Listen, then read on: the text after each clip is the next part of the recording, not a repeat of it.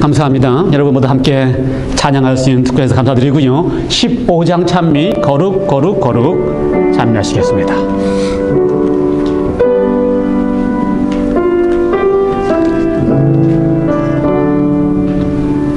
거룩 거룩 거룩 전능하신 주님 일어나심 찬송을 드리옵니다. 거룩 거룩 거룩 자비하신 주는 성삼위일체 되신 주로다. 거룩 거룩 거룩 주의 보좌 앞에 성도들이 면류관 벗어드리네. 주는 천사 모두 주께 굴복하니 영원히 위에 계신 주로다. 거룩 거룩 거룩 전능하신 주님 우리 눈이 주 영광 뵙지 못해도 주는 오직 홀로 거룩하신 주여 비할 데 없는 주님이로다. 거룩 거룩 거룩 전능하신 주님 천지 만물 다 주를 찬송합니다. 거룩 거룩 거룩 전능하신 주님 성삼위일체 되신 주로다. 예, 하나님을 찬양할 수 있는 것은 큰 특권입니다. 참 감히 우리가 부를 수도 없는 이름이지요. 거룩 거룩 거룩. 주님께서 우리에게 거룩하신 당신의 모습을 뵐 수 있는 특권을 주시기를 간절히 기원합니다. 624장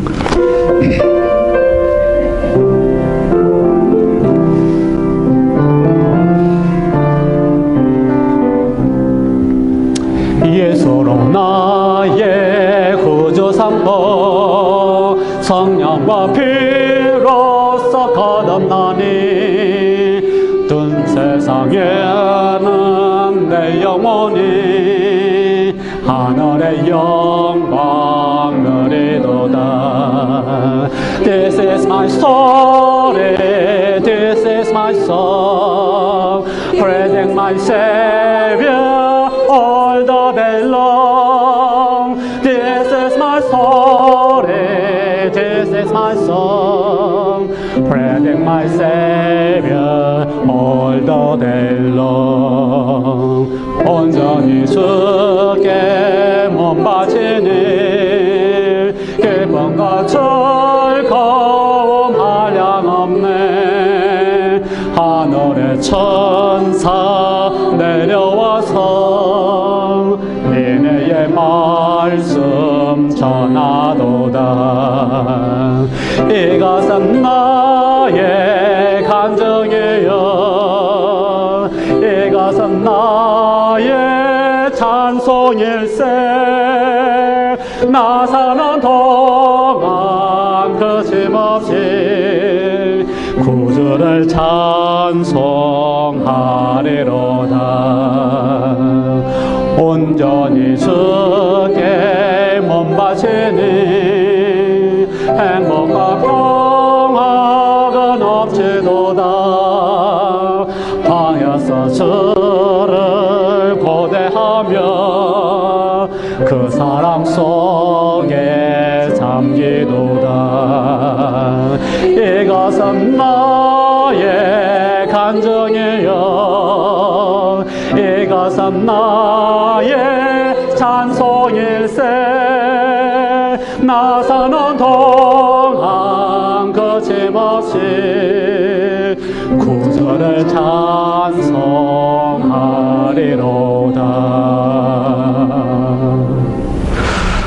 예, 우리 모두가 이것이 우리에게 간증이 되었으면 좋겠습니다. 우리의 사는 동안에 구주를 끊임없이 찬송하는 경험이 있었으면 좋겠습니다. 마지막 찬미는 352장입니다. 죄에서 자유를 얻으려면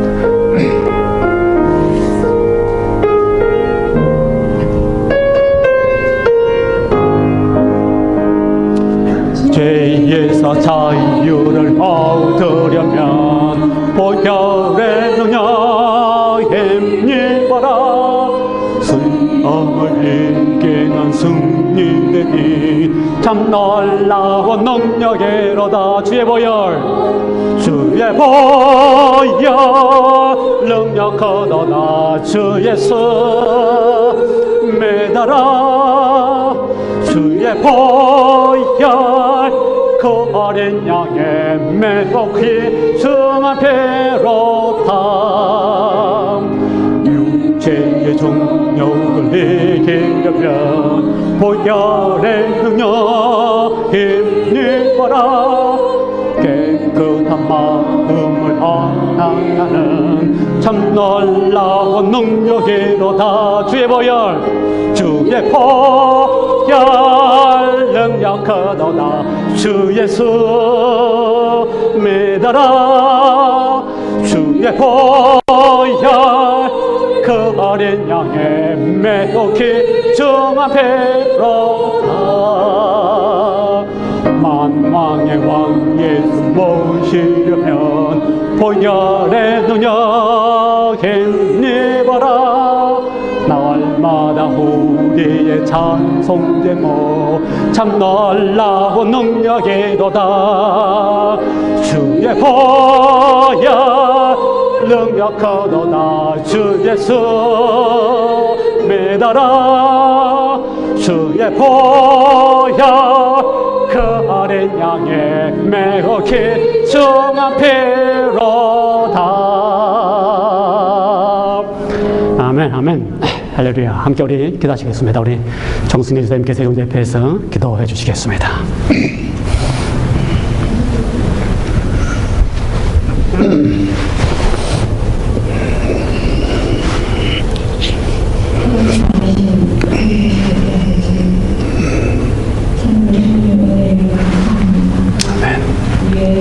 한 주일 동안에 우리 정말 그런 함께 하셨던 아버지, 오늘 이 시간에도 우리가 주의 지금을 위하시는 일을 감사합니다. 아멘.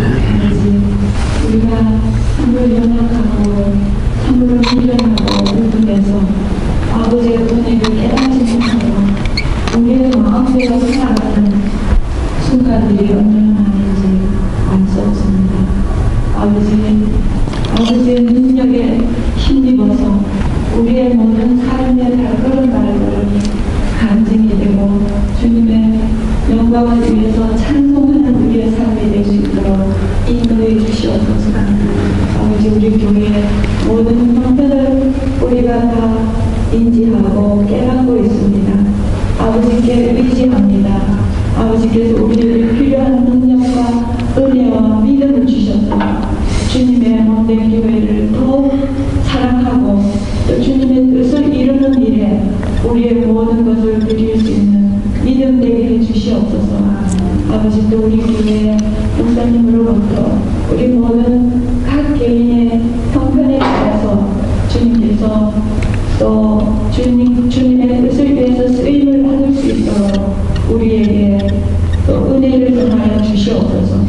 또 각자 육신의 연약함이나 또 마음의 아픔으로 인해서 주님께 또 호소하는 우리의 기도들을 아버지께서 형편에 따라서 또 가장 좋은 것으로 갚아주실 것을 믿고 감사드립니다.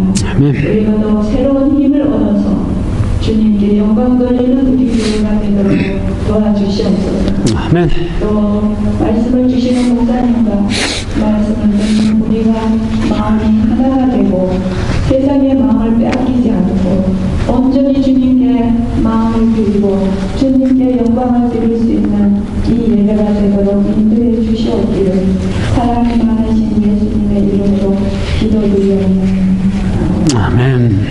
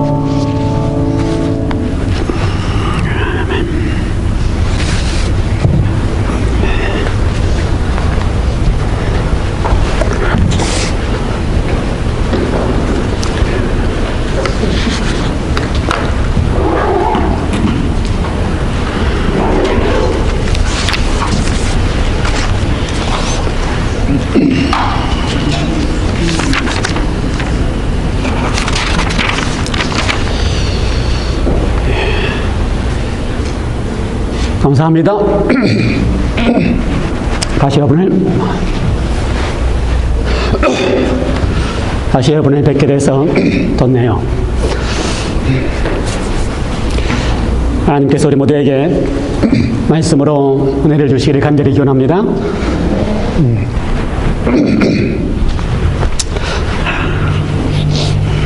오늘 역시 마태복음 시리즈 마태복음 27장 파트 1. 그래서요, 오늘 1절부터서 26절까지를 중심으로 살펴보려고 생각을 합니다. 1절부터 26절까지요. 27장 파트 1. 잘 따라오고 계시죠? 지난 마지막 설교 가운데서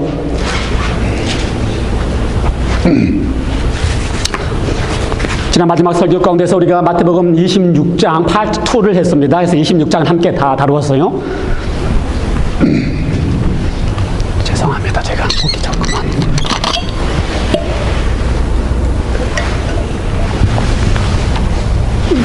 네. 기억나십니까? 파트 2.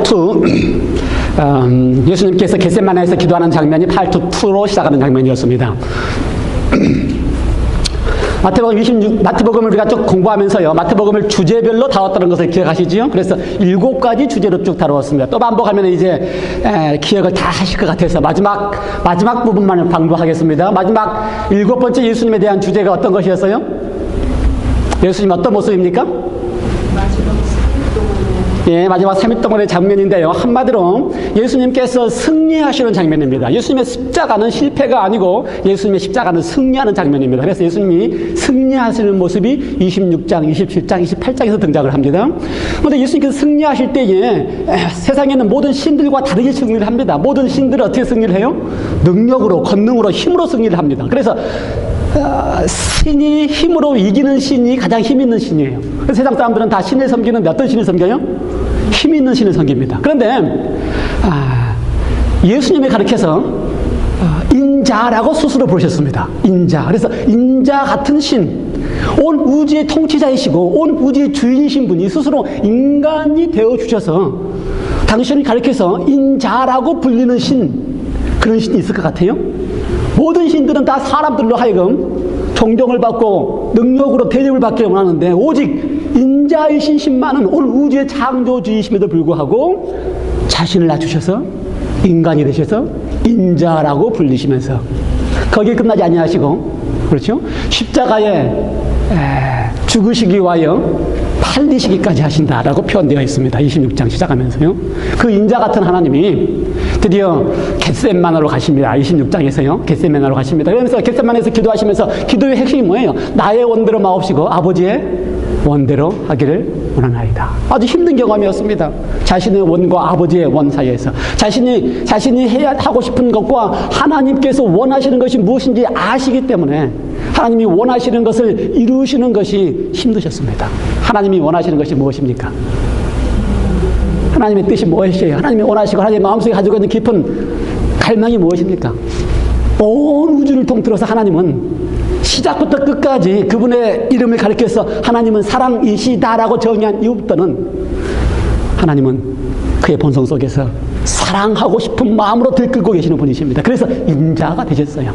마지막 이 갈등의 시간에, 마지막 십자가의 고난의 시간에, 마지막 배반당하시고 팔리시고 모든 사람들로 하여금 조롱을 당하는 그 순간에, 그때까지도 아버지가 원하는 대로 마음에서 우러나오는 무조건적인 절실한 간절한 포기할 수 없는 사랑을 끝까지 할 수 있을지 예수님 당신 자신도 고민이셨기 때문에 겟세마네에서 기도하셨습니다. 간절히 그것도. 그리고 나셔서 마음에 결심하시고 떠나시면서 이제 다 되었다라고, 때가 되었다고 말씀하시고 겟세마네를 나오시는데 누가 와요? 유다가 무리들과 함께 옵니다. 그리고 예수님을 향하여 입 맞추면서 예수님을 팝니다. 그런 때 예수님께서 그 유다를 향하여 어떻게 부르신지 기억나십니까? 유다야 라고 불렀어요? 유다를 향하여 입 맞추고 파는, 그렇지, 우리가 볼 때는 왜 그렇게 가식적일 수 있냐, 그렇게 평생을 따라다니면서 그럴 수 있냐 하는 유다를 향하여 예수님께서, 우리는 다 그렇게 생각하지만 예수님 어떻게 그래요? 아버지의 원대로 그 유다마저도 사랑하시기로 결심하시고 어떻게 사랑이 무엇인지를 보여주시는 그분께서는 유다를 향하여 친구야, 친구야, 끝까지 유다를 친구로 놓지 않으셨습니다. 예. 그 다음에 또 우리가, 가야바의 법정에서 예수님께서 신문을 당하시는 장면을 우리가 이야기했어요. 신문을. 수많은 사람들이 예수님을 향하여, 그렇죠. 신문할 때에, 신문하는 장면이 그저, 예수님이 죄가 있느냐 없느냐를 따지는 게 아닙니다. 지금 이 순간에 예수님을 죽여야만 하는, 죽도록 선고하는 신문을 해야 되는 것입니다. 그러면 어떻게 하든지 예수님을 죽이려고 하는 무리들이 모여있는 때에 얼마나 예수님께 참혹하게, 잔인하게, 인간성을 상실한 모습으로 대우했을까? 성경은 자세히 기록하고 있지만 상황이 그렇습니다. 그때 예수님께서 그들 앞에서 예수님 당신 자신의 진정한 모습을 나타내 보이셨습니다. 내가 살아계신 하나님의 아들 그리스도냐? 그렇게 질문한 그들 앞에 당신 자신이 살아계신 하나님의 아들 그리스도이심을 천명하셨습니다. 그것이 그들에게 할 수 있는 마지막 사랑의 호소였어요. 그렇죠? 전혀 믿지 않고 전혀 끝까지 부인하는 그들 앞에 당신이 하나님이라는 사실을 끝까지 보여줄 수 있는 유일한 비결은 그들 앞에서 당신의 음성으로 선언하시는 것이었습니다. 그리고 한 말씀 더 하셨어요. 내가 구름을 타고 하나님의 보좌의 우편에서 권능과 능력으로 오는 것을 보게 될 것이다. 얼마나 그들의 마음을 돌이키는 것이 간절했으면, 얼마나 그들을 끝까지 사랑하고 싶은 마음이 있었으면, 그렇게 잔혹하게 대하는 그들 앞에서까지도 더 이상 방법이 없기 때문에, 그들을 돌이킬 수 있는 방법이 없기 때문에, 내가 바로 너희들이 말하는 그 하나님이라는 사실을 그들 앞에 간절한 마음으로 호소하시는 예수님의 심정을 여러분, 끝까지 아버지의 원대로 그렇게 잔혹하게 대하는 그들까지 사랑하겠다고 하는 예수님의 심정이 느껴지시길 바랍니다. 마지막 예수님께서는 베드로와 함께 만나셨습니다. 배반하고, 그렇죠? 부인하고, 처음에는 부인부터 시작해서요. 부인하는 걸로 안 되니까 그다음 어떻게 합니까? 저주하고 부인하였습니다. 그걸로도 통하지 않으니까 맹세하고, 내가 맹세컨대 이 사람을 알지 못한다고 맹세하고, 그 다음에 저주하고 부인하는 베드로를 향해 예수님 눈을 맞추셨습니다. 한 번도 원망하는 모습이 아니고, 한 번도 베드로를 향하여 질책하는 모습이 아니고, 그의 눈길은 그런 베드로를 여전히 사랑하고 있는 모습이었기 때문에 베드로가 뛰어나가서 눈물을 흘렸다라고 기록되어 있습니다. 예수님은 끝까지 당신의 원이 아니요 아버지의 원대로 온 인류를 끝까지 사랑하시기로 결심하셨습니다. 27장 1절 새벽에 모든 대제사장들과 백성의 장로들이 예수를 죽이려고 함께 의논하고 결박하여 끌고 가서 총독 빌라도에게 넘겨주니라. 새벽이 되었습니다. 밤새도록 신문을 받으신 예수님께서 새벽이 되었습니다. 유대인의 재판에 관한 법률에 의하면 사람을 심판할 때에 밤중에 재판하거나 신문하지 못하게 되어 있습니다. 그런데 그걸 어기고 예수님을 밤중에 신문하였어요. 그래서 유대인의 법에 따라서 새벽이 되어 날이 밝자마자 다시 모든 사내들은 회원을 소집했습니다. 밤중에는 자기 편만 소집했다가요. 그래서 새벽이 되어서 다시 마지막으로 예수님을 신문하고 죽이려고 함께 결론을 맺었습니다. 그리고 결박하여 끌고 가서 총독 빌라도에게 넘겨주니라 라고 되어 있습니다. 넘겨주었다. 누가 누구에게 넘겨주었다고요? 대제사장들과 장로들이 누구에게? 총독 빌라도에게 예수를 넘겨주었다. 그들이 예수를 넘겨주었기 때문에 예수님께서 지금 고난을 당하시고 죽음의 길을 가시고 계십니까? 그들이 예수님을 총독에게 데리고 갔기 때문에, 데리고 가서 총독에게 넘겨주었기 때문에 예수님께서 십자가에 가셨습니까? 아마 그들의 생각에는 자신들이 예수님을 죽일 수 있다라고 예수님에 대한 사형 선고를 내렸다고 생각을 하였을 것이고요. 자신들이 데리고 가서 빌라도에게 넘겨줌으로 예수를 십자가에 못 박게 하도록 하는 요청을 했다고 생각할 것입니다. 그러나 전혀 그렇지 않습니다. 예수님은 당신의 의지대로, 예수님은 아버지의 뜻을 이루기 위하여, 예수님은 온 인류를 끝까지 사랑하셨기 때문에 기꺼이 자원하여 그 길로 가시고 계시는 것입니다. 겟세마네에서 기도하시면서 나의 원대로 마옵시고 아버지의 원대로 하시겠다고 하신 그분께서는 그러한 모든 고통과 그러한 모든 어려움을 다 경험하고 있다 할지라도 그분께서 기꺼이 자원하여 그 길을 가시기를 결심하셨기 때문에 넘겨주니라가 아니고요. 어떻게 하셨다고요? 자원하여 죽기로 가셨다라고 하는 사실을 우리는 눈여겨보게 되는 것입니다. 27장에 가면은요, 새 인물이 등장합니다. 주인공은 예수님이시죠. 예수님은 새 인물과 더불어 함께 등장하고요. 27장에 가면은 3절부터 10절까지 유다의 마지막 모습이 등장하고요. 11절부터서 26절까지 빌라도와 바라바 새 인물이 등장합니다. 그 인물들마다 예수께서 그 인물들을 어떻게 대하시고 어떻게 다루시고 어떻게 끝까지 포기할 수 없으시는지에 대한 모습이 27장 첫 파트 1 부분에서 우리가 보게 됩니다. 그래서 저는 오늘 설교의 제목을 나는 유다입니다, 나는 빌라도입니다, 나는 바라바입니다 라고 제목을 다 쓰고 싶었지만 너무 길어서 하나만 써서요. 뭐라고 되어 있어요? 나는 바라바입니다. 유다부터 살펴볼까요?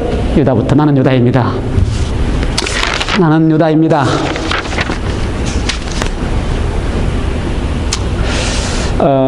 예수님이 12제자 가운데 예수님께서 다들 예수님이 12제자를 불렀습니다. 그렇죠? 나를 따라오라고 부르시고요.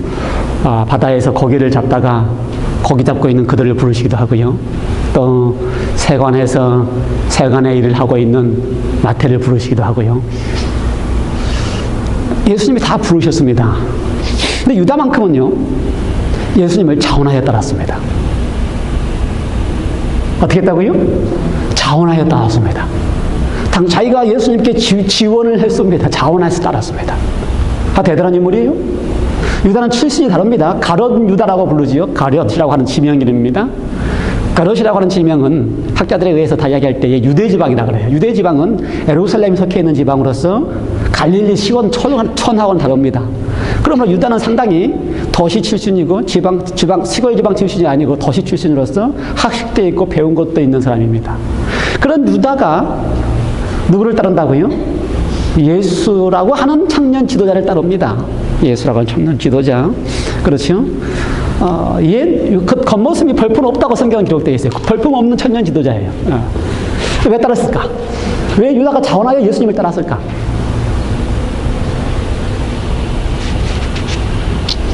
시대의 소망이라고 하는 책 가운데 한번 저기서 한번 시간 꼭 읽어보시기 바랍니다. 시대의 소망이라는 책을 제가 설교의 주제하고 아주 이렇게 진행이 되기 때문에 이번 한 주일 동안 집에 가셔서 시대의 소망의 76장 유다, 77장 빌라도라고 하는 인물들을 한번 읽어보시고 시간이 더 있으면 그 다음 장도 한번 읽어보시기 바랍니다. 그 다음 장 우리가 또 계속해서 다루게 될 27장의 주제이기 때문에 저는 유다에 대한 이야기를 이렇게 쭉 읽으면서 이렇게 76 유다라는 자국을 쭉 읽으면서 제가 하고 싶었던 대로 유다에 대한 특징들을 쭉 써보았습니다. 그 시대의 소망에 나와 있는 대로 서술하면서 유다는 어떤 사람인가라고 하는 이야기를 쭉 써봤습니다. 그랬더니 한 20가지가 이렇게 쭉 정리가 돼요. 20가지. 유다는 이런 사람이었다. 유다는 이런 사람이었다. 유다는 이런 사람이었다. 20가지가 쭉 정리가 되는데 유다는 이런 사람이었다. 유다는 이런 사람이었다는 것을 쭉 정리하고 난 다음에 가만히 제가 이렇게 여러 차례 제가 정리한 내용도 이렇게 쭉 읽어봤습니다. 근데 유다는 이런 사람이었다라고 하는 그 정리가 거기에 제 이름을 넣어도 똑같은 사람이라는 사실을 제가 다 보게 되었습니다. 유다가 이런 사람이었다라고 정리하고 있지만 그 제목 속에서는 바로 내가 이런 사람이었다라고 똑같이 정리가 되는 걸 제가 느끼게 되었어요. 유다는 이런 사람이었다. 제가 20가지를 다 이야기하면 빌라도, 바라바타 할 수 없기 때문에 제가 4가지를 압축해서 이야기를 했습니다. 유다가 자원하여 예수님을 따랐다라고 할 때 왜 그랬을까? 그 책에는 이렇게 몇 가지를 이렇게 압축해서 제가 정리하면요. 가장 큰 이유는 예수님을 따르는 것이 자기에게 손해가 되지 않을 거라고 생각했기 때문에, 자기에게 이익이 된다고 느꼈기 때문에. 그렇죠? 예수님을 다 따르는 것이 절대로 예수님을 따르는 것이 손해볼 일은 없다고 느끼기 때문에 한마디로 정리하면서 유다는 자기에 대한 이기심 때문에 예수님을 따랐다라고 정리하고 있어요. 자기에 대한 이기심 때문에, 자기에 대한 뭐가 있기 때문에 예수님을 따르려고 하는 것처럼 신앙을 하려고 하는 것까지도 뭐가 있어요? 다 이기적인 자기의 본성 때문에 그것을 통하여 내가 얻을 것이 있고 배울 것이 있고 도움이 될 것이다 생각하기 때문에 신앙을 한다는 것입니다. 우리 모두가 다 그래요. 유다만 그런 게 아닙니다. 우리 모두가 다 그렇습니다. 왜요? 우리 다 유다 같은 사람이기 때문에. 그렇죠? 네. 우리 실사님이 늘 하는 이야기가 어때요? 아프고 나서 처음 안식교를 찾은 이유가 뭐예요? 왜요? 안식교가 다른 교회에 비해서 더 건강에 도움이 될 것 같기 때문에. 도움이 될 것 같다며. 그렇죠? 미국에 있는 많은 교회들이, 큰 교회로 몰리는 이유가 뭐예요? 큰 교회에 가면 뭐 같기 때문에 자기의 사업이 잘 될 것 같기 때문에. 그렇죠? 그래서 우리 모두가 다 유다처럼 예수님을 따른 이유가 있더라고요. 예수님을 따른 이유가 있어요. 유다가 예수님을 따른 이유가 뭐라고요? 예수님을 따르면 자기에게 더 이득이 될 것 같기 때문에 예수님을 따랐다. 우리 모두에게 다 그런 이득이 있더라고요. 미국에서 한인들은 다 교회를 가지요. 왜요? 미국 이민 생활이 어렵기 때문에 거기 가서도 위로를 받으려고. 이게 다 이유가 있어요, 나름대로. 그래서 저는 제 이유가 뭘까? 제가 왜 예수님을 따를까? 저도 고민을 해보았습니다. 여기 다 많은 사람들 각각에 따라서 자기의 이익에 대해서 예수님을 따르는데, 그렇죠? 애로워서도 가기도 하고, 건강 때문에 가기도 하고, 그렇죠? 사업 때문에 가기도 하고, 그렇죠? 아내 때문에 가기도 하고, 다 나름대로 이유가 있어 다 자기의 이익 때문에 따르는데, 나는 무엇 때문에 따랐을까? 제가 제 생애를 쭉 돌이켜봤어요. 난 예수님을 왜 따를까? 근데 저 같은 사람들도 있는 것 같아요. 저 같은 사람들도. 어렸을 때부터 그저 부모 신앙 때문에, 저는 그래요. 부모 신앙 때문에 어릴 때부터서 부모님들이 저를 데리고, 가족들을 다 데리고 아침마다 예배를 드리는 게 특징이에요. 우리 아버님, 어머니 그거 있지 않았어요? 아침마다 저한테 예배를 드려요. 모아가지고. 그래서 아침에 아무리 바빠도 가족 다 모아놓고, 자미가 꼭 부르지요. 기도를 꼭 읽지요. 또 아버지가 기도하시요. 그거 평생 그거 해왔기 때문에, 나는 뭐다? 나는 교인인 모양이다. 그렇게 살았어요. 그렇게 살았어요. 그러니 저같이 아무것도 모르고 그냥 교인인 모양이다. 나는 태어나서부터 교인인 모양이다. 우리 두 아이들도 아마 그렇게 생각할지 몰라요. 자기는 태어날 때부터 나는 교인이다라고. 이렇게 예수님을 따르는 사람도 있어요.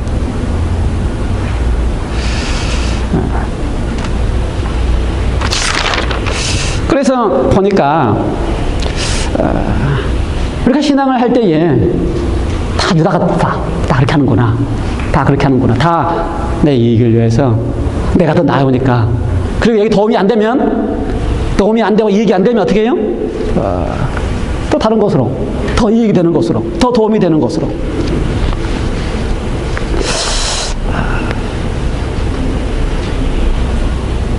그런데 그런 유다를요, 예수님께서 그렇게 하고 있는 유다를, 그것 때문에 자원에서 온 이유를, 자기의 일 때문에 찾아온 유다를 예수님께서는요, 어떻게 다루셨는가? 똑같이 다른 제자들과 똑같이 다루었습니다.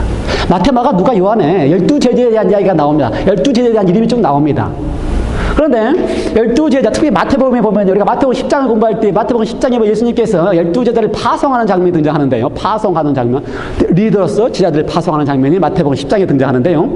거기 12제자의 이름을 쭉 나열하면서 마지막에 가룟 사람 유다에 대한 이야기도 12제자에 넣은 다음에요, 둘씩 짝을 지어서 유다도 어떻게 했다? 내어보냈다. 그러므로 그 유다에게까지도 예수님께서는 똑같이 대우하시고, 똑같이 능력을 두시고, 똑같이 경험하게 하시고, 똑같이 하나님의 능력을 체험하게 하셨습니다. 그래서 12제자와 함께 둘씩 짝을 지어서 나간 유다가 누구하고 같이 나가는지 몰라요. 예수님의 제자 가운데 유다라고 하는 이름이 두 명이 나옵니다.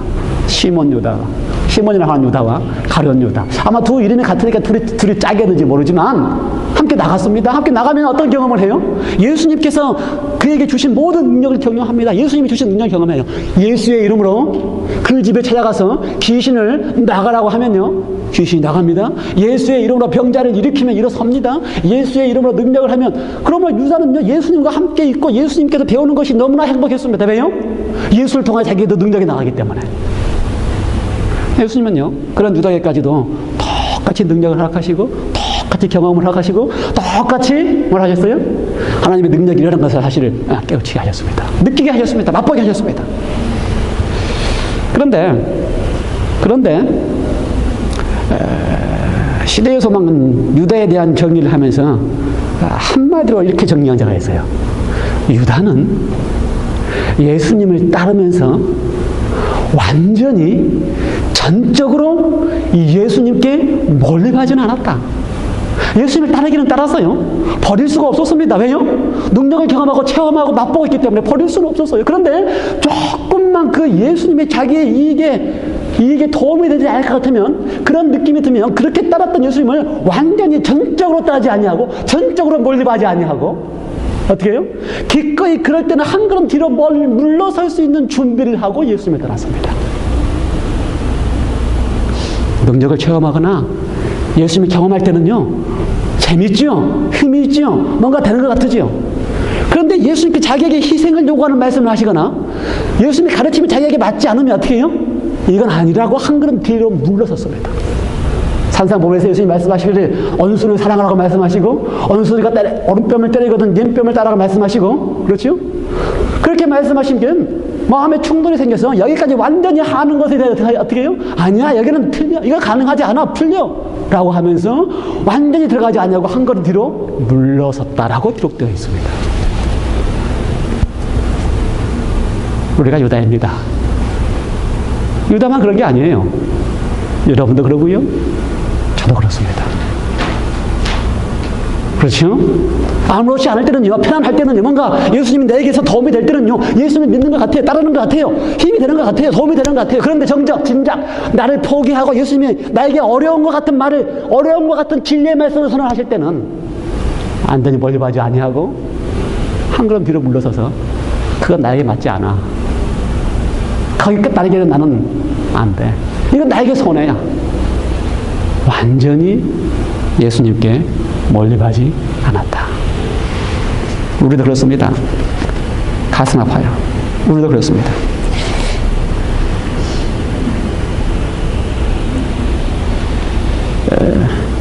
많은 표현들이 있지만 그런 유다를 향하여, 그렇죠? 완전히 몰입하지 않는 유다를 향하여, 그렇죠? 따르기는 따르면서, 그리고 좋을 때는 따르지만 자신에게 도움이 되지 않을 때는 몰입하지 않는 유다를 향하여 예수님께서는요, 그런 유다를 변화시키기 위하여 많은 기회를 주셨다라고 기록되어 있어요. 그런 우리를 변화시키기 위하여, 그렇죠? 유다 같은 우리를, 나도 유다인 우리를 변화시키기 위하여 예수님께서 계속해서 기회를 주셨다. 계속해서 기회를 주셨다. 감사하지요. 나는 유다입니다. 내가 유다인데, 그렇죠? 내가 변화되지 않는 나의 모습을 향하여 예수님께서 여전히 계속해서 기회를 주시면서 변화시키기 위하여 호소하고 계시니까.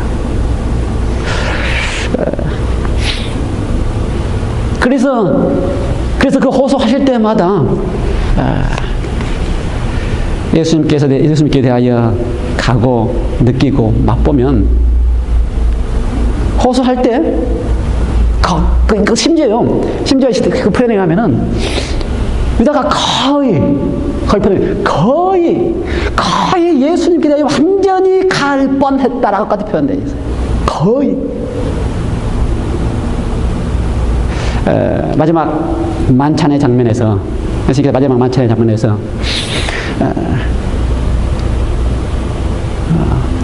예수님이 발을 씻기기 시작할 때에 예수님 앞에 자신의 발을 내어놓으면서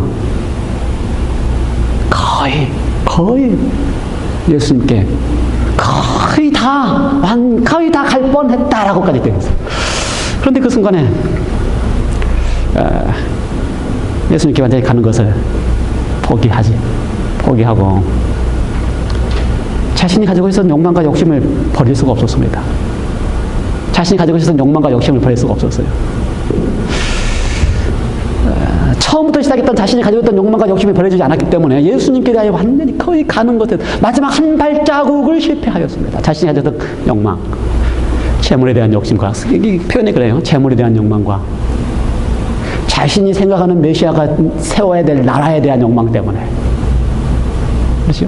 그 자신에 대한 욕심 때문에 진정으로 예수님께서 의미하시는 하나님의 나라, 아버지의 원, 사랑으로 모든 것을 승리하시는 예수님의 뜻에 대하여 일치되지 않았기 때문에 그는 자신에 대한 욕망으로 예수님을 팔았다. 예수님을 판 것도요, 유다의 생각에는 예수님을 팔아도 예수님이 늘 가르쳐 왔던 것처럼 십자가에 달려서 죽으리라고 믿지 않았습니다. 그럴 리가 없다고 생각했어요. 절대 그럴 리가 없어요. 자기가 알고 있는 예수님이라면, 이 정도의 예수님이라면, 3년 반 동안 보아왔던 예수님이라면 그저 잡히셔서 십자가에 죽으실 그럴 분이 아니셔요. 능력 면에서도. 파도 그렇지, 얼마나 많은 능력 경험했어요. 그러니 그런 예수님이 자기가 팔았다 그래서 십자가에 돌아가서 죽을 만한 그런 예수님이 아니라는 사실을 알았기 때문에 팔았어요. 그런 설명도 제가 보면서 나도 참 유다 같다. 그렇죠? 우리가 하나님의 말씀을 생각하면서 어떻게 생각합니까? 하나님의 말씀을 생각하면서 하나님의 마음대로 생각하지 아니하고 하나님의 뜻대로 생각하지 아니하고 어떻게 해요? 내가 원하는 대로 해석해가지고 그럴 리가 없다고 판단하고, 그럴 리가 없다고 판단한다고 하면 내 생각대로 하나님을 믿어버리는 게 얼마나 많아요. 그렇죠? 그렇죠. 그렇기 때문에 유다가 예수님을 팔았어요.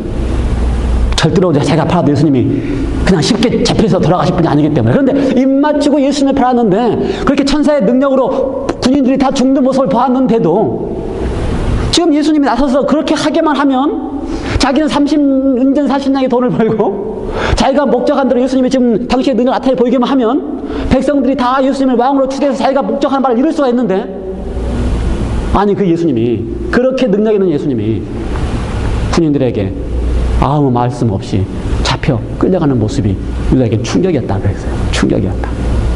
그래서 그 충격 때문에 예수님이 가야바의 법정까지 끌려갔을 때 예수님은 그 충격 때문에 유다는 예수님을 따라갔다 그랬어요. 그래서 가야바의 법정 안까지 다 보고 지켜보고 있었다. 그런데 그 유다가 예수님을 지켜보는데 예수님이 당하는 그 모습을 보면서, 그렇죠? 그 가야바의 법정 안에서 예수님을 향하여 이렇게 잔혹하게 대하는 그 사람들을 보면서, 그 잔혹한 모든 것을 견디면서 아무 말 없이 하나님의 아들이심을 선언하는 예수님을 보면서 유다는 마음속에 충격을 받았다. 여기 뭐라고 되어 있어요? 여기 성경 가운데 보면은 3절, 때에 예수를 판 유다가 그의 정죄됨을 보고, 때에 예수를 판 유다가 그의 정죄됨을 보고, 정죄된다라고 하는 이야기가요, 드디어 예수님이 어떻게 된 겁니까? 사형 선고를 받습니다. 사형 선고를 받는 죄수로 그 안에서 취급받고 있는 것입니다. 사형 선고를 받은 죄수로서 인간의 가치가 완전히 상실된, 제약된 죄인들의 모든 잔혹함을 당하고 계시는 것입니다. 그걸 보고 유다가 어떻게 되어 있어요? 스스로 뉘우쳐. 참 멋있는 말입니다. 사실은요. 스스로 뉘우친다. 우리는 유다에 대한 이야기를 할 때마다 아주 부정적인 이야기를 해요. 유다는 뭐 회개하지 않고 후회했다라든가 뭐 좋은 뭐 좀 부정적인 이야기 하는데요. 스스로 뉘우쳐. 다른 데서 쓰여 있는 헬라어에 의하면 진짜 말 그대로 회개한다 그 말입니다. 회개한다 그 말이에요. 예를 들어서 똑같은 단어가 어디에 쓰여 있냐면요. 아까 우리가 지난번에 마태복음 공부할 때 두 아들이 있지요. 예수님이 비유로 말씀하시는 두 아들이 있는데 큰 아들에게 뭐라 그래요? 너 밭에 가서 일해라. 포도원에 가서 일하라 그랬더니 가겠습니다로 안 가고, 둘째 아들한테 너 포도원에 가서 일하라 그랬더니 안 가겠습니다 하고 집에 돌아가서 어떻게 해요? 스스로 뉘우쳐. 같은 단어예요. 헬라어로. 스스로 뉘우쳐. 가서 갔습니다. 그러니까 스스로 뉘우친다는 이야기가 아주 좋은 이야기예요. 회개한다 그 말이에요. 스스로 뉘우쳤어요. 마음에 가책이 있었기 때문에 스스로 뉘우쳤습니다. 최소한 저도 유다라고 하는 이유가, 나도 유다입니다 한 이유가, 우리가 마음에 가책은 있어요. 우리가 잘못하면 마음에 가책이 있습니다. 마음에 가책이 있지요? 잘못할 때 마음에 가책이 있지요? 예. 우리가 다 마음에 가책이 있어요. 유다처럼 스스로 뉘우치고자 하는 마음에 가책이 있습니다. 그런데 문제는 스스로 뉘우치고 난 다음에 해결할 수 있는 방법을 안 찾으면 문제예요. 유다는 해결할 수 있는 방법 어디로 갔습니까? 은30을 대제사장들과 장도들이 갖다 줘서 이야기합니다. 5절에는 그 은 어디에 던졌어요? 성소에 던져 넣었다. 유다는요, 스스로 뉘우쳐서 그 해결할 수 있는 방법으로 찾아가는 곳이 어디입니까? 대제사장들과 장로들. 찾아간 곳이 어디예요? 성소. 어쩌면요, 유다가 배우고 있는 지식에 의하면요, 유다가 가지고 있는 정교에 의하면요, 유다가 가지고 있던 신앙의 경험에 의하면요, 잘 시작한 것입니다. 유대인들은 어디로 가야 돼요?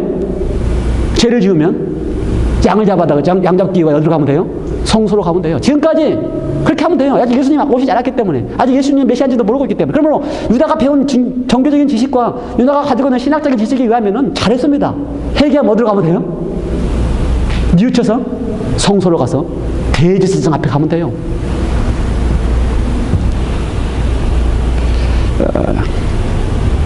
문제는 유다보다 더 문제가 누굽니까? 성소와 대제사장이 문제예요.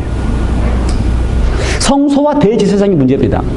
하나님의 가르침에 의하면 지금까지 어떻게 하면 돼요? 찾아오는 죄인들을 향하여 대제사장이 그 죄인의 죄를 대신해서 제 양을 잡고 피 흘려서 그 죄인을 용서해 주면 되는데, 이 대제사장은 이 장로들 어떻게 했어요?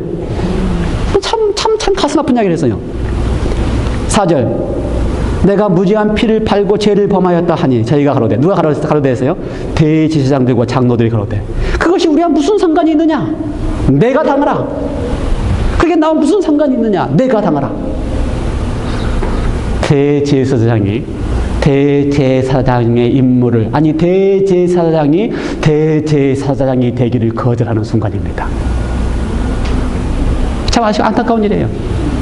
성소가, 하나님의 성전이 하나님의 영혼을 구원하는 일에 실패하는 장면입니다. 저는 이거 보면서, 야, 나도 유다구나. 아니요, 나도 대제사장이구나. 한 영혼의 가슴 아픔을, 한 영혼의 죄책감을 찾아오는 영혼을 나도 그저 내가 당하라라고 하면서 살려보낼 수 있겠구나. 아, 이 교회가 죄책감을 찾아오는 영혼들에게 대하여 가서 어떻게 하고 와라? 가서 다 제 문제 해결하고 변화된 다음에 와라. 담배 다 끊고 와라. 그래? 가늠한 여인 너 몸 팔다가 왔으면 그거 다 하지 말고 이제 안 한다고 결심했으면 와라. 이렇게 교회가 하고 있다면, 요즘은 어때요? 동성애 아주 유행이고 많지요. 너 동성애 자니까 너 교회 오면 안 돼라고 하고 있다면, 여기 있는 유다가 찾아간 하나님의 성전이나 무슨 차이가 있어요? 무슨 차이가 있어요? 유다가 뒤늦게 후회하고 뉘우쳤습니다. 그런데 문제를 해결할 때 죄책감은 있어요. 다 우리다. 죄책감이 있어서 내가 문제가 있다고, 내가 지금 이것 때문에 고민도 되고 이것 때문에 소화불량도 되고 이런 거 다 알아요. 근데 해결해야 되는데, 해결할 방법이, 해결해야 되는 것도 아는데 해결점을 찾아가지 않는 게 문제입니다. 해결점이 어디라는 것을 알면서도 안 가요. 왜요? 고집이 있고 자존심이 있고. 그렇죠. 해결점, 이 문제를 해결하기 위해서 예수님 앞에 가면 다 해결되는 것도 알아요. 종교적으로, 신앙적으로. 우리가 지금 신앙을 얼마나 했습니까? 우리가 교회를 얼마나 많이 다녔습니까? 다 알아요, 우리도. 그런데도 내가 유다인 이유는, 그 문제의 해결점이 거기에 있는 것을 알면서도 내가 유다인 이유는 자존심 때문에, 고집 때문에, 예수께 이끌려서 그걸 해결하지 아니하고 내 힘으로, 내 방식대로 내가 해결하려고 하기 때문에 내가 유다입니다. 우리 모두가 다 유다입니다. 예수님은 유다를 포기하지 않았어요. 끝까지. 그렇죠? 친구요. 그리고 그 재판장 안에서도 예수님께서 유다와 눈이 마주쳤다라고 되어 있어요. 원망하지 않았습니다. 질책하지 않았습니다. 용서의 눈으로 바라보셨습니다. 그러나 그 유다는 죄책감 속에서 그 용서하시는 눈을 가지고 있는 예수님께 찾아가지 아니하고 자기의 생각대로, 자기의 고집대로, 자기의 자존심대로 스스로 해결했기 때문에 가슴 아픈 운명을 맞이하게 되었습니다. 여러분, 우리 모두가 다 유다입니다. 내가 유다입니다. 스스로 해결하지 아니하시고, 스스로 해결하지 말고, 자존심 때문에, 이기심 때문에 머뭇거리지 마시고, 해결하실 주님 앞에 가시길 바랍니다. 해결하실 주님 앞에 가시길 바랍니다. 11절부터서 빌라도, 내가 빌라도입니다. 빌라도, 청도 빌라도. 여러분, 청도 빌라도 대단한 사람 같아요? 로마의 청도, 유대의 청도, 그러면 좀 대단히 좀 힘이 있는 사람 같아요? 청도 빌라도. 유다 지방의 청도 빌라도가, 유다 지방의 청독이라고 할 때의 그 청독이라는 의미는요, 유다 지방이라고 하는 건, 유다와 갈릴리 이런 지방이라고 하는 것은 로마의 관점에서 봤을 때에 아주 별 일 없는 시골 변방 지역입니다. 로마가 중요시하는 도시들이 한 10개의 도시, 가나안 그 지역, 또 뭡니까? 소아시아 이쪽 지역에 로마가 중요시하는 10도시들이 있어요. 거기는 10도시들은 로마가 중요시하기 때문에 군인들을 한국말로 하면 대대장급으로 파송합니다. 로마가 중요시하는 도시. 근데 이 갈릴리 지방, 유다 지방은요, 로마가 중요시하는 도시가 아닙니다. 그러므로 대대장급을 파송 안 하고 어디를 파송해요?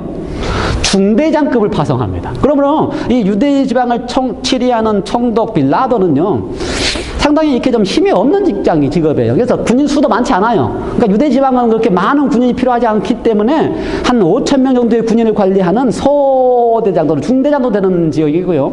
자기가 5,000명의 군인을 가지고 유대가 관리가 안 되면, 반란이 진압이 안 되면 바로 가까운 대대장에게 연락을 해서 그 대대에 있는 군인들을 파송해 다시 하도록 되어 있어요. 그러면 자기는 어떻게 하든지 한 5,000명의 군인으로 유대 지방을 잘 반란이 안 나도록 잘 관리하는 일을 합니다. 그래서 그게 아주 중요한 거예요. 너무나 강제적으로 해도 안 되고, 너무나 강제적으로 하면 또 반란이 일어나니까 너무나 놔둬도 안 되고, 그 중간을 잘 유지하면서 이렇게 했다가 로마와 그 중간에서, 그러므로 빌라도는 이제 처음부터서 두 가지 특징이 있어요. 하나는 군인으로서의 잔인함과 잔혹한 모습들이 있습니다.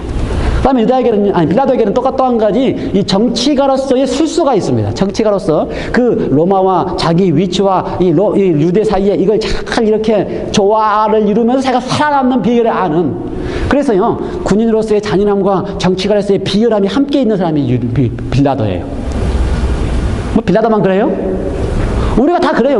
우리가 다 우리 속에 뭐가 있어요? 우리가 서 있는 상황에 따라서 나를 꼴리는 모습이 있습니다.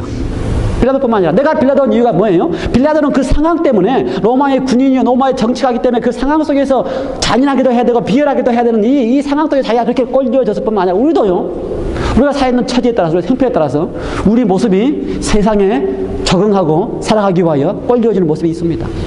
그래서 내가 빌라도예요. 그리고 그 꼴려진 모습대로 자신의 삶이 예수라고 하는 신앙의 대상에 대해서 그대로 나타나집니다. 자기가 세상에 살면서 꼴려져 있는 자신의 모습, 정치적으로, 군인적으로 잔인하고 비열한 모습이 예수라고 하는 대상을 향해서도 어떻게 한다고요? 그 모습이 그대로 나타나집니다. 마태복음에서는요, 예수와 빌라도에 대한 이야기가 아주 간단하게 압축되어 나와 있습니다.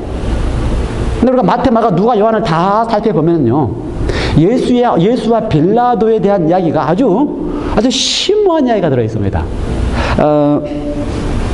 학자들이 어떤 사람은 뭐 부정하고 뭐 긍정하고 하지만 일반적으로 그냥 재밌는 이야기 가운데 빌라도의 보고서라고 하는 역사적인 문건이 있습니다. 어떤 사람은 그것이 진짜 문건이다. 어떤 사람은 가짜 문건이다. 잘 몰라요. 그럼에도 불구하고 빌라도의 보고서라고 하는 문건이 한 4세기경에 그리스도인들 사이에 존재하는 문건이 있습니다. 지금도 그 문건이 있어요. 그래서 그걸 이제 영어로 번역해서 한국어로 번역한 빌라도의 보고서에 대한 내용을 한 대여섯 페이지 될까 제가 이렇게 쭉 읽어보는데, 빌라도가 자신의 경험으로, 그러니까 빌라도가 AD 27년경부터 시작해가지고 로마의 황제 티베리우스가 빌라도를 그 지방의 총독으로 삼았는데요. 제가 그때부터 총독이 된 다음에 자기가 총독을 한 7년 동안 하면서 경험했던 그 이상한 사건들, 그렇죠? 자기가 경험했던 그 이상한 사건들에 대한 보고를 로마의 황제 티베리우스 황제에게 보냅니다. 그건 당연히 총독의 임무예요. 총독의 임무 중에 하나가 자기 지역에서 나타나는 일들을 로마 황제에게 보고하는 게 일입니다. 그래서 나온 문건이 빌라도의 보고서라는 이야기예요. 근데 빌라도가 유대에서 총독을 했던 때가 AD 26년부터서 7년 동안 했으므로 딱 어떤 장면이에요? 예수님이 생애를 하셨던 그 시대가 바로 빌라도가 했던 장면이에요. 그래서 빌라도가 예수에 대한 생애에 대한 이야기가 아주 이상하고 아주 신비하기 때문에 예수에 대한 이야기를 처음부터 끝까지 자기의 경험으로 기록을 했습니다. 그러니까요, 예수에 대한 소문을 다 듣고요, 그 다음에 예수의 소문을 들은 다음에 그게 정말인가 해서 군인들을 갈릴리로 파송을 하고요, 그 다음에 갈릴리에 했던 군인들이 예수에 대한 이야기를 다 가지고서 보고를 하면 그걸 다시 보고서 써가지고 로마에 보냈다 이거예요. 그러면 예수에 대한 이야기가 참 많이 등장합니다. 거기에 보니까 이상한 청년이 등장했는데, 이상한 청년이 와가지고 수많은 기적들을 하고 수많은 가르침을 하는데, 자기가 전해 들은 바에 의하면은 어떤 철학자들보다, 소크라테스니 어떤 철학자들보다 더 멋있는 철학적인 강의를 하는 위대한 청년이 나타났다는 이야기를 티베리우스 황제에게 보고를 해요. 거기 보면 재밌습니다. 재밌어요.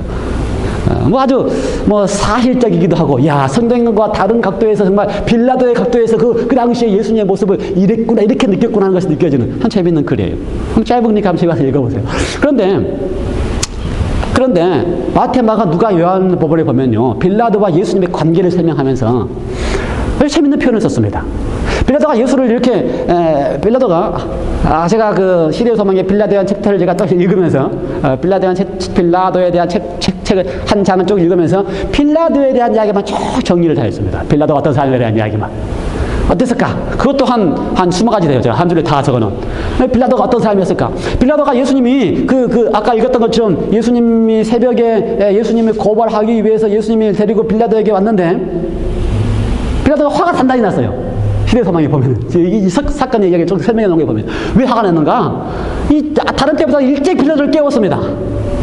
다른 때 같으면 지금 빌라도가 이 재판을 하고 법정하는 일을 하는데, 총독으로서 일을 하는데 정해진 시간에 해야 되는데 그때보다 훨씬 일찍 자기를 깨웠어요. 그래서 일어나면서 화가 났습니다.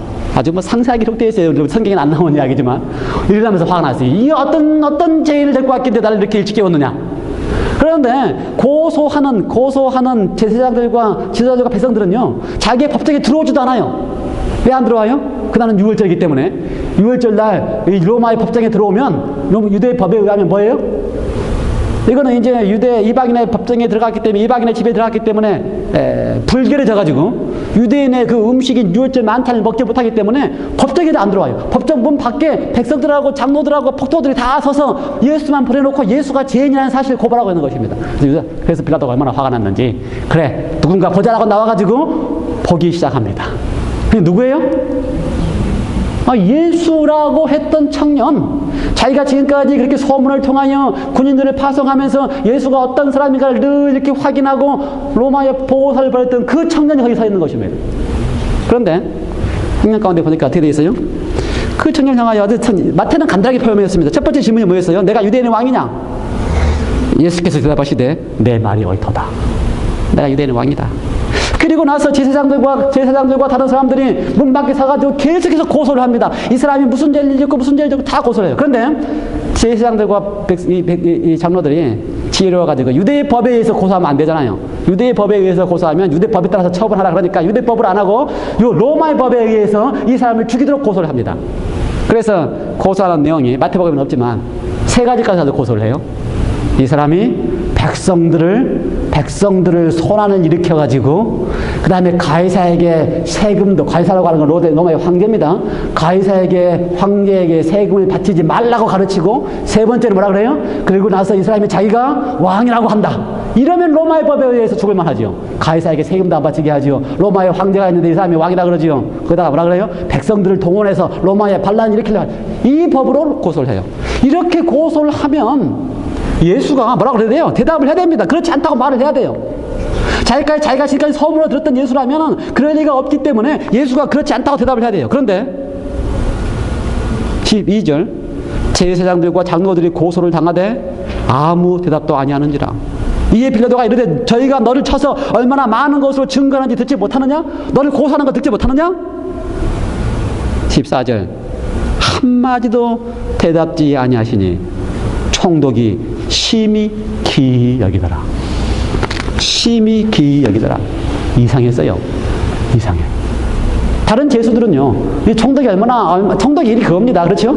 죄수 재판에서 사형처하는 거, 그게 총독의 일이에요. 그런데 얼마나 많은 죄수들을 다 해본 경험이 있기 때문에 뻔히 보면 알아요. 어떻게 해요? 잡혀온 죄수들마다 고소하는 고발한 내용마다 그걸 인정하는 죄수 있어요? 아무도 없습니다.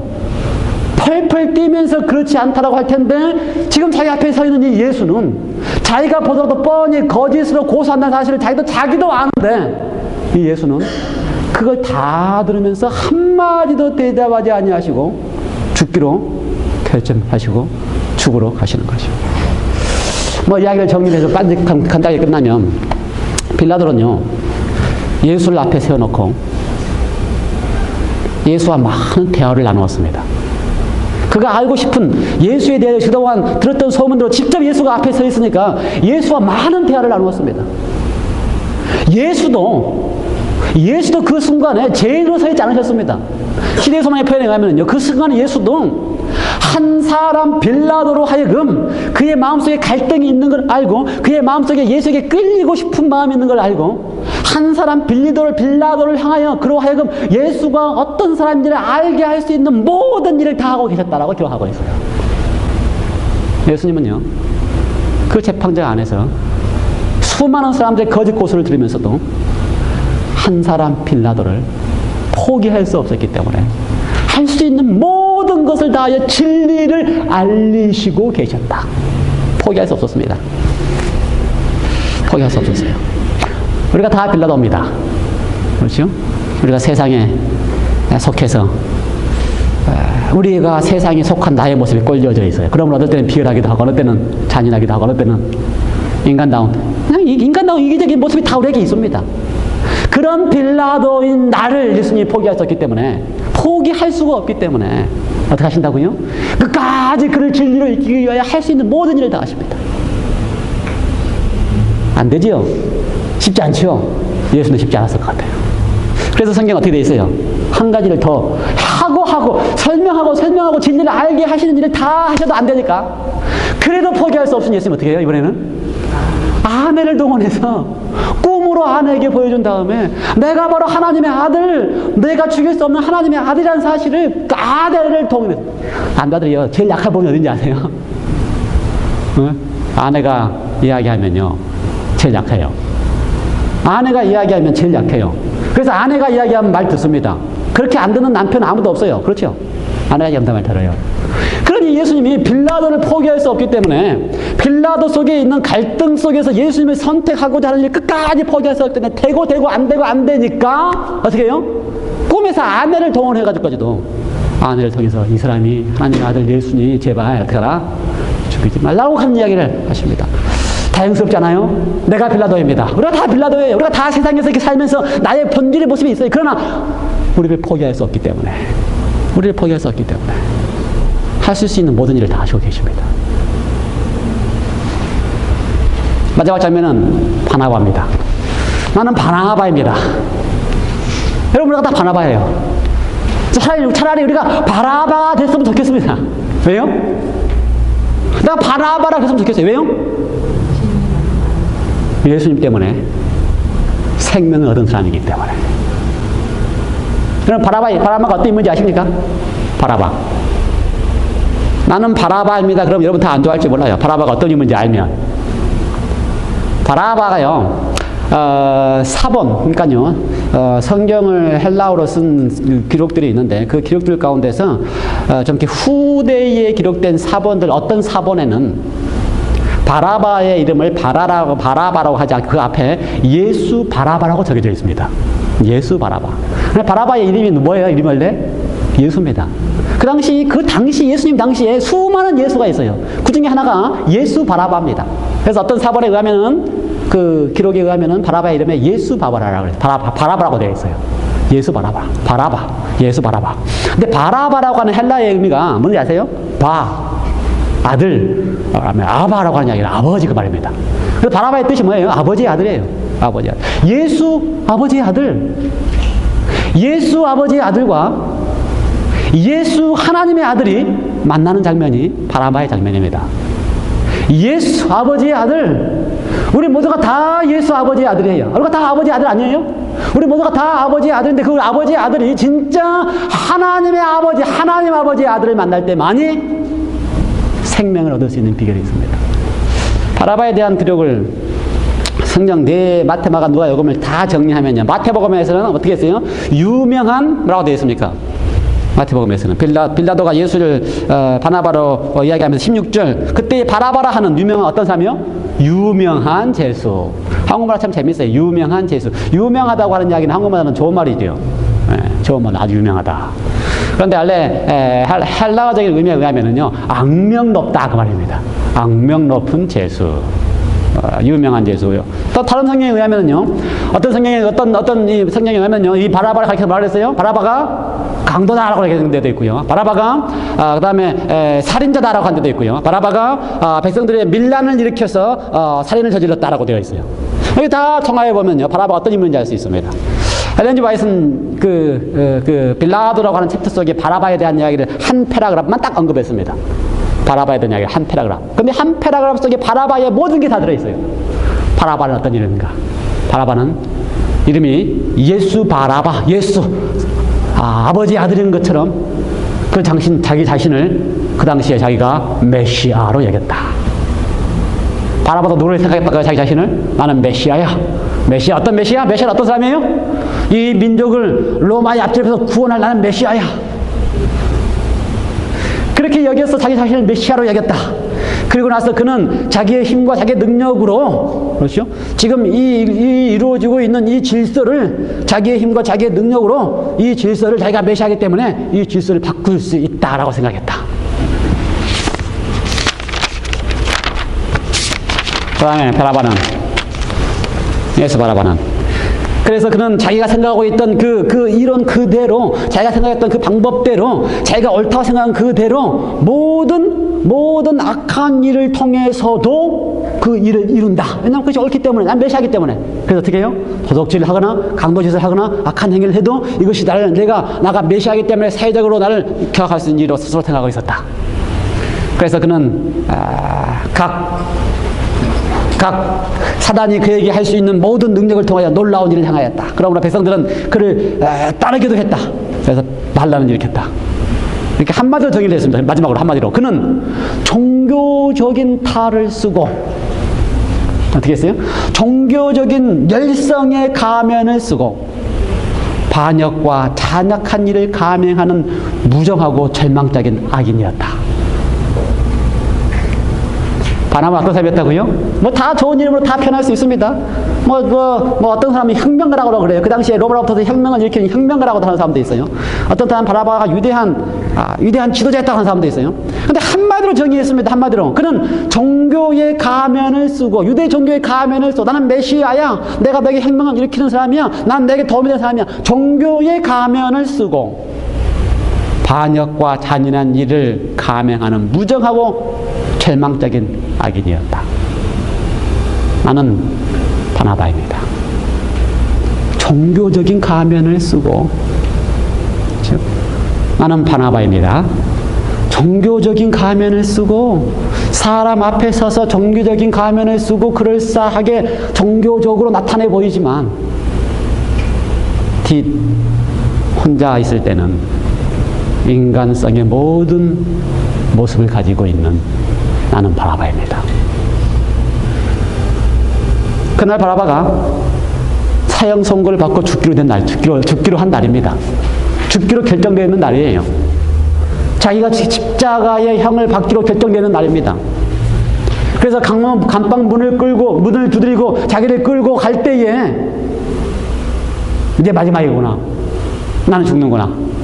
라고 끌려가고 있었어요. 근데 끌려가는 장소가 형틀로 가는 길로 가야 되는데 왼쪽으로 가가지고 어디로 가요? 법정 앞으로 가는 것입니다.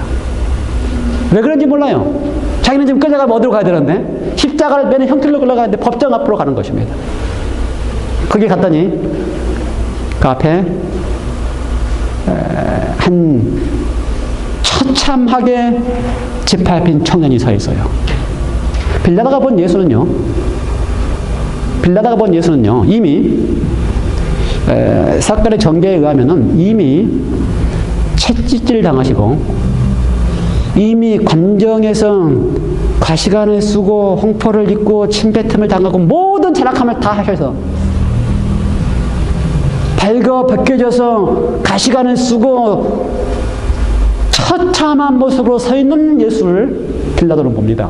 사실 그 예수예요. 빌라도가 본 예수는. 그리고 아니요, 바나바가 본 예수죠. 예, 죄송합니다.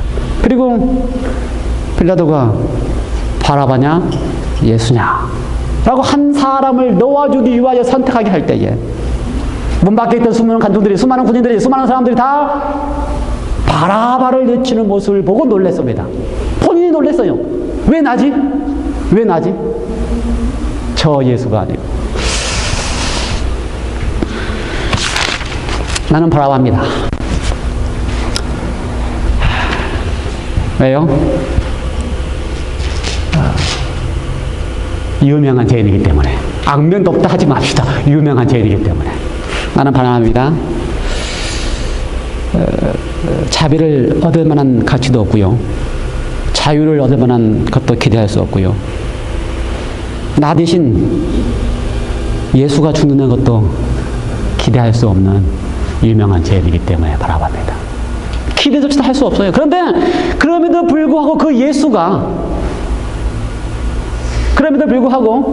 전혀 가치 없는 나를 위해서 그 예수가 대신 죽어주셨습니다. 여러분, 우리 모두가 다 바라바가 되기를 원치 않으십니까? 죄인이라도 좋습니다. 자비를 받을 가치가 없어도 좋습니다. 용서받을 수 없는 죄인이라도 좋습니다. 그러나 그러한 나를 위해서 예수가 대신 죽어만 주신다면 저는 바라바라도 좋습니다. 여러분, 우리 모두가 다 기꺼이 바라바가 되셨으면 좋겠습니다. 기꺼이 예수가 나를 위하여 죽으셨다는 사실을 인정하는 바라바가 되었으면 좋겠습니다. 여러분, 우리 모두가 다 유다입니다. 그러나 예수님께 우리를 포기할 수 없습니다. 우리 모두가 다 빌라도입니다. 그러나 예수는 우리를 절대로 포기하지 아니하십니다. 우리 모두가 다 유명한 죄인입니다. 그래서 예수님께서 나를 위하여 대신 죽으셨습니다. 왜요? 여러분을 살리셔야만 하셨기 때문에.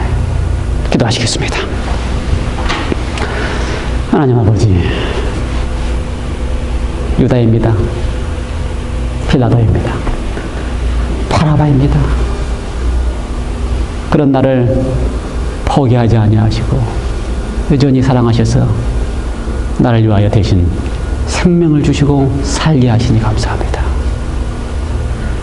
오늘 예수 때문에 살아난 사람으로 예수를 위하여 살아가는 사람이 되게 하여 주셔서 이 예수가 나를 변화시키는 능력의 사람들 되게 하여 주시옵소서. 감사드리오며 예수님의 이름으로 기도하옵나이다. 아멘.